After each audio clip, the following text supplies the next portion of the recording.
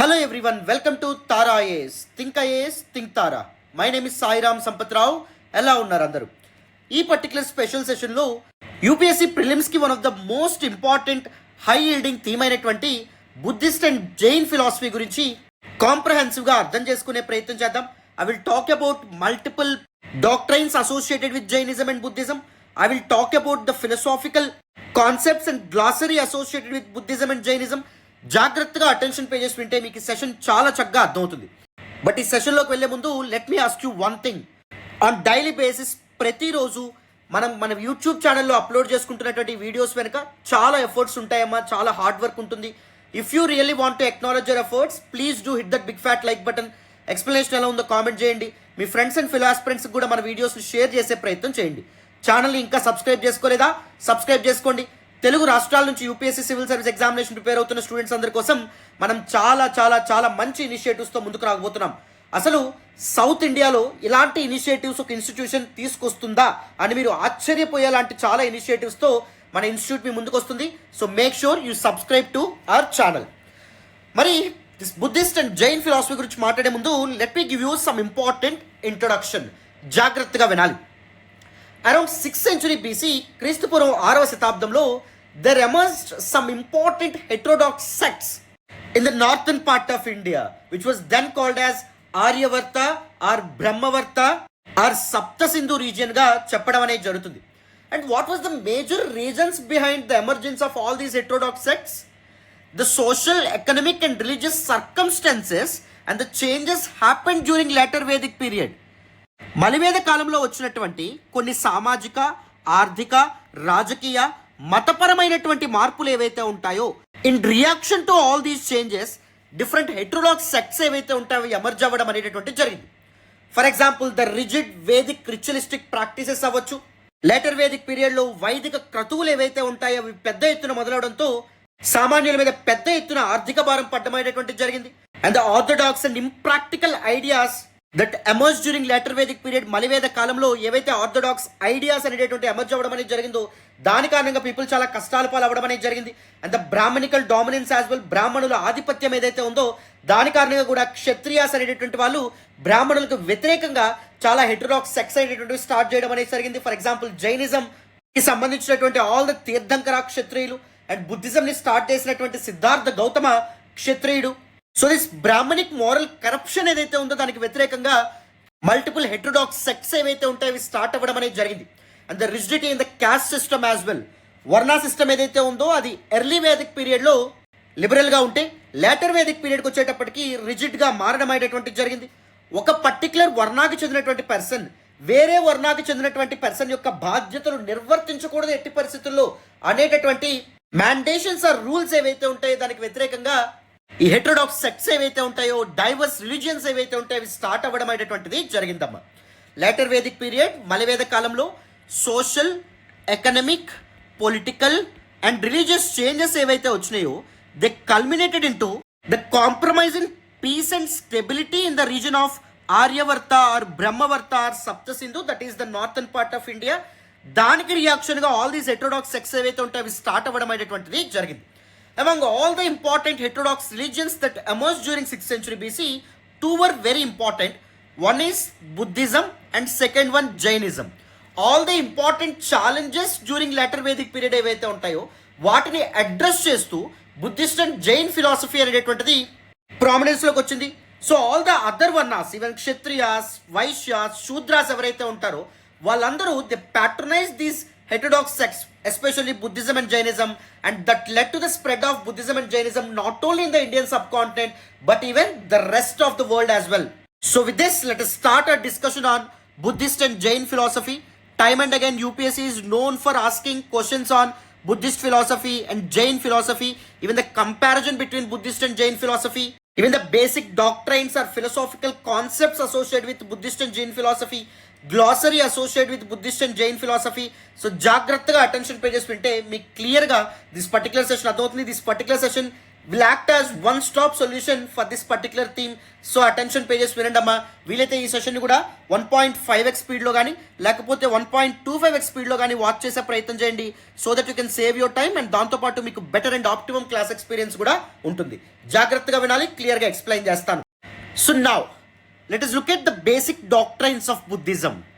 The founder of Buddhism, that is Siddhartha Gautama, after attaining his enlightenment, he came to be addressed as Buddha.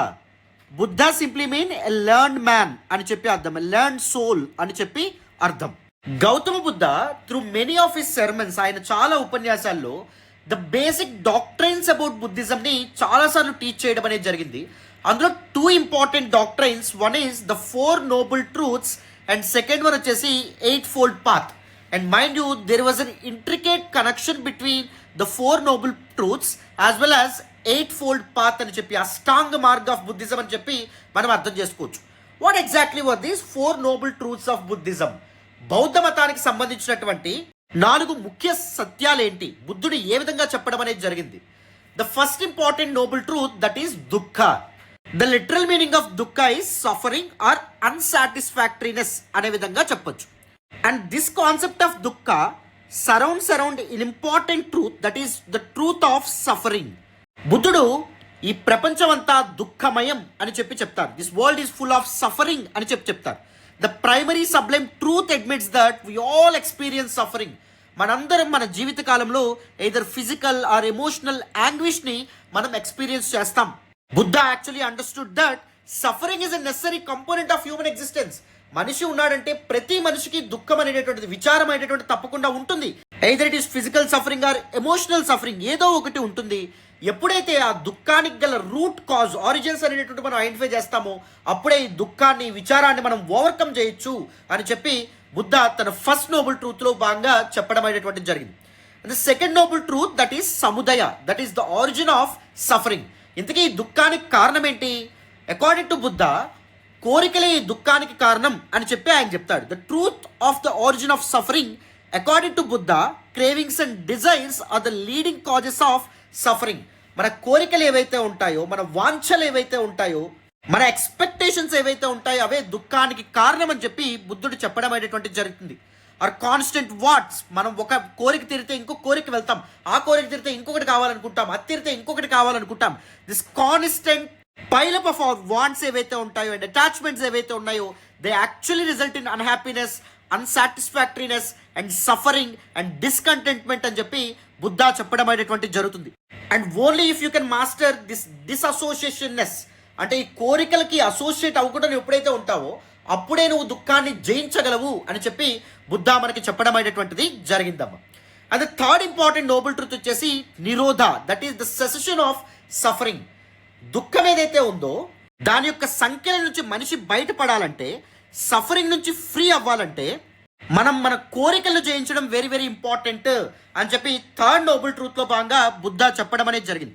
Only if you can relinquish or dissociate your self with or commitments or aspirations or wants or desires or cravings, అప్పుడే మనం ఒక perfect piece are ట్రాంక్విలిటీని మనం పొందగలుగుతాము అని చెప్పి గౌతమ బుద్ధ మనకి చెప్పడం అనేటువంటిది జరిగిందమ్మా. And the fourth important truth was magga. Magga was a Prakrit word for a Sanskrit word name marga, that is path to the cessation of suffering. ఈ దుఃఖం ఏదైతే ఉందో, ఈ విచారం ఏదైతే ఉందో దాన్ని జయించాలంటే అష్టాంగ మార్గం ఏదైతే ఉందో, అది ద 8-fold path ఏదైతే ఉందో అదొక్కటే క్లియర్ రోడ్ మ్యాప్ అని చెప్పి బుద్ధ చెప్పడం అనేటువంటిది జరిగింది. Only if you can travel through this Ashtanga Marg, the 8-fold path, అప్పుడే మీ మోరల్ బిహేవియర్ అనేటువంటిది బెటర్ అవుతుంది, ఇంప్రూవ్ అవుతుంది. మైండ్ఫుల్నెస్ అనేటువంటిది మీరు పొందగలుగుతారు. కోరికలని, డిజైర్స్ని, క్రేవింగ్స్ని మీరు జయించగలుగుతారు. అప్పుడే ethical behaviour, mental cultivation and wisdom అనేటువంటిది మీరు పొందగలుగుతారు అని చెప్పి అష్టాంగ మార్గ, ద 8-fold pathని ద 4 నోబుల్ ట్రూత్స్లో భాగంగా మెన్షన్ చేయడం అనేది జరిగింది. ఇక్కడే మనకి ఇలాంటి క్వశ్చన్ ఫ్రేమ్ చేయొచ్చు. Consider the following statements. The 8-fold path was mentioned in the 4 noble truths. రైటా కాదా? కరెక్ట్. ఎందుకంటే the 4th noble truth, that is magga, దానిలో 8-fold path గురించి క్లియర్గా మెన్షన్ చేయబడ్డం అనేటువంటిది జరిగింది. సో ద 4 నోబుల్ ట్రూత్స్ మీకు అర్థమైనాయి అనుకుంటున్నాను. First, the world is full of suffering, that is dukkha. Second, samudaya, origin of suffering, desires, cravings or wants ఏవైతే ఉంటాయో that is the origin of suffering. Nirodha, the cessation of suffering, దుఃఖాలను జయించాలంటే మనం కోరికలు జయించాలని చెప్తాడు. Fourth magga, it's talks about a clear road map or path to achieve salvation or ట్రాంక్విలిటీగా మనం చెప్పొచ్చు. Now let us look at the eightfold path. So the first important facet of the eightfold path ఏంటంటే right view. ఎప్పుడైతే ఈ ప్రపంచం అంతా దుఃఖమయం, ఆ దుఃఖానికి కారణం or cravings or desires or wants అనేటటువంటిది మీకు అర్థమవుతుందో అప్పుడే మీ సోల్ అనేటటువంటిది లిబరేట్ అవుతుంది. సో ద రైట్ వ్యూ అనేటటువంటిది వెరీ వెరీ ఇంపార్టెంట్ అని చెప్పి గౌతమ బుద్ధ చెప్పడం అనేది జరిగింది. అండ్ ద నెక్స్ట్ వన్ వచ్చేసి right intention or right aim. You always need to win over your senses అమ్మ. మీ సెన్సెస్ అండ్ లగ్జరీ నుంచి వచ్చేటటువంటి దట్ ఎంజాయ్మెంట్ ఎప్పుడైతే ఉందో, if you can divide of that particular enjoyment, that particular senses, అప్పుడే మీరు దుఃఖాన్ని జయించగలరు అని చెప్పి బుద్ధ చెప్పడం అనేది జరిగింది. యువర్ ఎయిమ్ ఏమవ్వాలి, this luxury, this material world ఏదైతే ఉందో దాన్ని విడిచిపెట్టి రిలంక్విష్ చేసేటటువంటి ఎయిమ్ అనేటటువంటిది, ఆబ్జెక్టివ్ అనేటటువంటి మీరు పెట్టుకోగలగాలి. Your aim should be to love humanity, మానవాళిని ప్రేమించాలి. అదర్స్ యొక్క హ్యాపీనెస్లో మన హ్యాపీనెస్ అనేటటువంటిది వెతుక్కోవాలి. That is what the right intention or right aim. Third one వచ్చేసి రైట్ స్పీచ్. ఎప్పుడు సత్యాన్నే మాట్లాడాలి, ట్రూతే మాట్లాడాలి. సత్య దూరమైనటువంటి మాటలు ఏవైతే ఉంటాయో వాటికి తప్పకుండా దూరంగా ఉండాలి. ఎందుకంటే ఎప్పుడైతే అబద్ధం చెప్తావో వెంటనే దాంతోపాటు గిల్ట్ అనేటటువంటిది మైండ్లోకి వస్తుంది. నెక్స్ట్ వన్ వచ్చేసి రైట్ యాక్షన్. నీ పనులు ఏవైతే ఉంటాయో అవి అన్సెల్ఫిష్గా ఉండాలి. అంటే నీ కోసం, నీ స్వలాభం కోసం, నీ స్వార్థం కోసం పనిచేయడం కాకుండా హ్యుమానిటీ, వాళ్ళ యొక్క హ్యాపీనెస్, ఇతరుల యొక్క ఆనందం కోసం నీ పనులు అనేటటువంటివి చేయగలగాలి. Right livelihood. Only through honest means, నిజాయితీ కలిగినటువంటి మార్గం ద్వారా మాత్రమే నీ జీవన భృతి ఏదైతే ఉందో దాన్ని నువ్వు సంపాదించుకోగలగాలి. So that is what right livelihood means. And the next one వచ్చేసి right effort. Right effort is actually considered as the right way of controlling one senses అమ్మ. సో అప్పుడే మన బ్యాడ్ థాట్స్ ఏవైతే ఉంటాయో వాటిని మనం ప్రివెంట్ చేయగలుగుతాం. కరెక్ట్ మెంటల్ ఎక్సర్సైజెస్ ద్వారా మనం సాల్వేషన్ ఆర్ ట్రాంక్విలిటీ ఆర్ పీస్ని పొందగలుగుతాం. నెక్స్ట్ వన్ వచ్చేసి రైట్ కాన్సన్ట్రేషన్. ఫోకస్ అనేటటువంటిది ఉండాలి. It is still relevant even today in this world. 21st century వరల్డ్లో ఫోకస్ అనేటటువంటిది ఒక ఇంపార్టెంట్ స్కిల్ కింద మారడం అనేది జరిగింది. We easily tend to deviate or distract. So the right focus, right concentration, right observation only can lead to peace. Meditation ద్వారా the real ట్రూత్ని కనుక్కోవచ్చు అని చెప్పి బుద్ధ చెప్పడం అనేది జరిగింది. అండ్ ద నెక్స్ట్ వన్ వచ్చేసి రైట్ మైండ్ఫుల్నెస్. ఒక వ్యక్తి యొక్క థాట్ ప్రాసెస్ ఎలా ఉండాలి అంటే, you need to understand that your body is impermanent. నువ్వు శాశ్వతంగా బతకలేవు అనే విషయం నీకు అర్థం కావాలి. అప్పుడే నువ్వు రైట్ లైవ్లీహుడ్ని, రైట్ యాక్షన్ని నువ్వు ఇంప్లిమెంట్ చేయగలుగుతావు. అవునా? సో మెడిటేషన్ ఒక్కటే this worldly evils and worldly pressures నుంచి నీకు దూరంగా ఉండడానికి ఉపయోగపడుతుందని చెప్పి గౌతమ బుద్ధ చెప్పడం అనేది జరిగింది.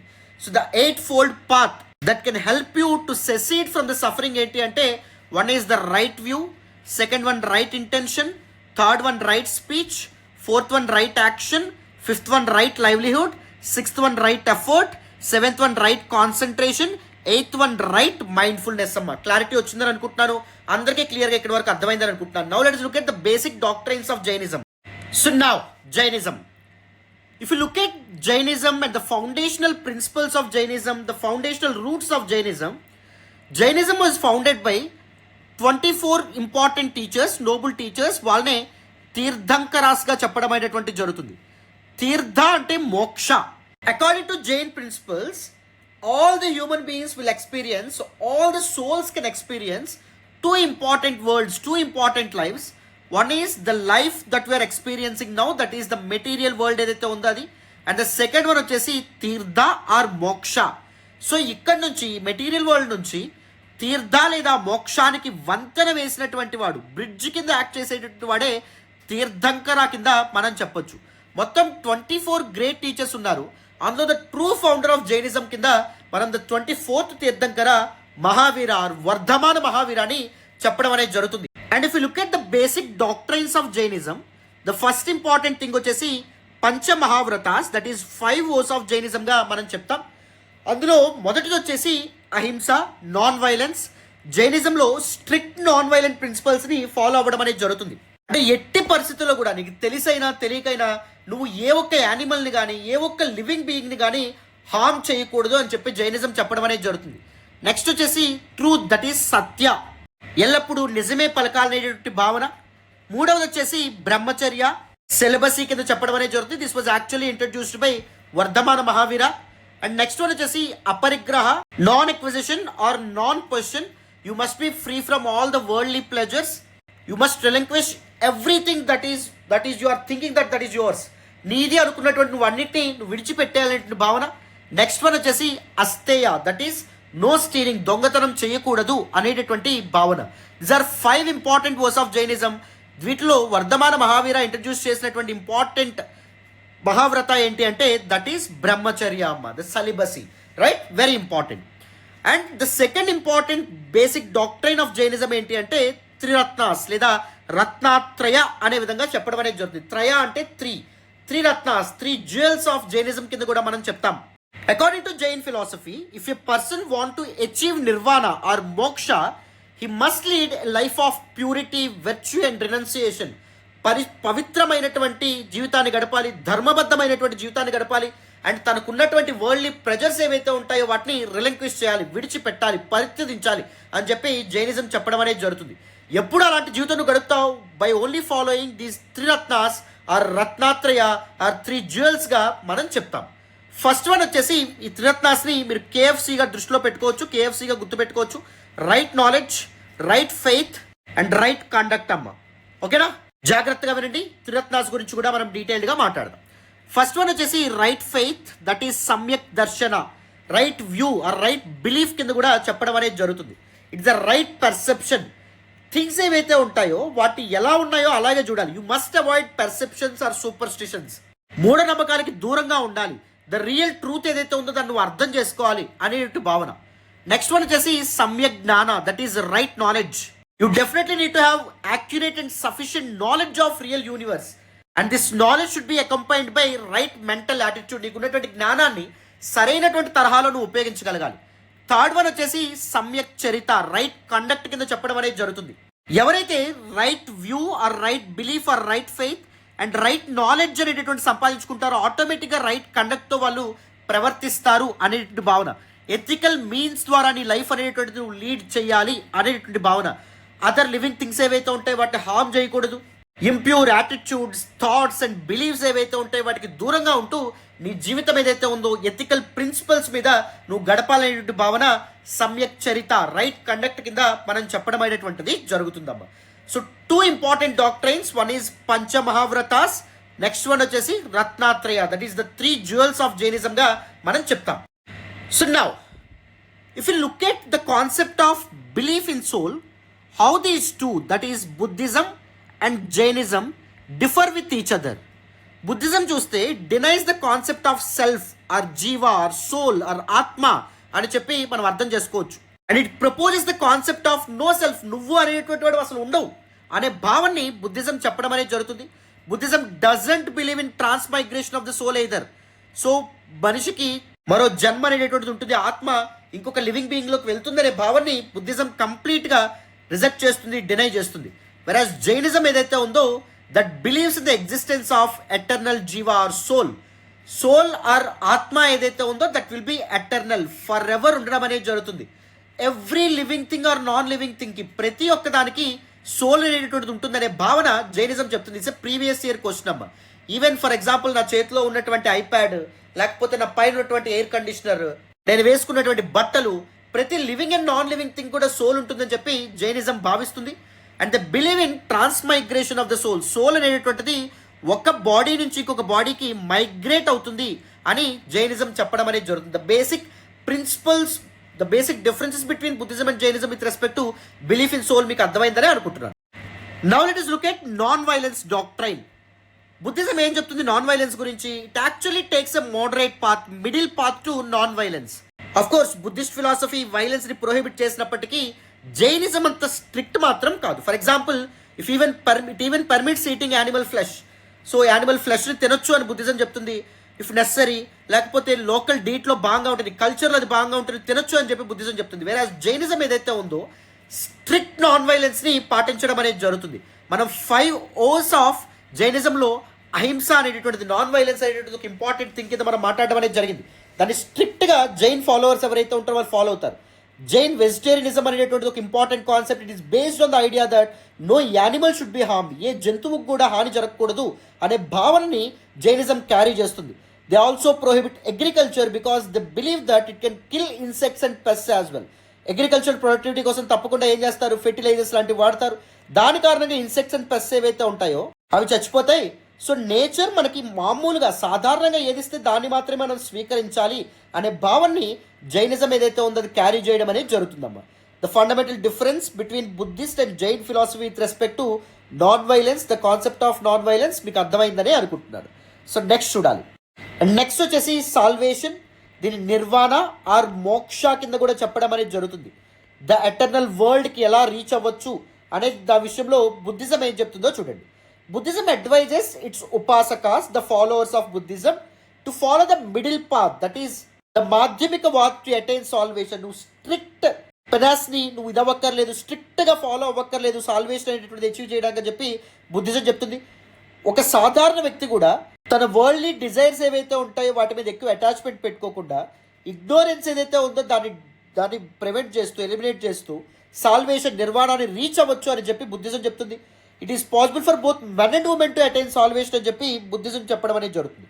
వెరస్ జైనిజం చూడండి, it advises the practice of strict asceticism. నువ్వు సన్యాసి జీవితం గడపాలి to attain salvation. That is the only thing, that is the only path that you need to get salvation or కైవల్య ఆర్ నిర్వాణ ఆర్ మోక్ష అని Jainism చెప్పడం అనేది జరుగుతుంది. Salvation is possible only after death. నువ్వు చనిపోయిన తర్వాత మాత్రమే నువ్వు మోక్షాన్ని సంపాదించుకుంటావు.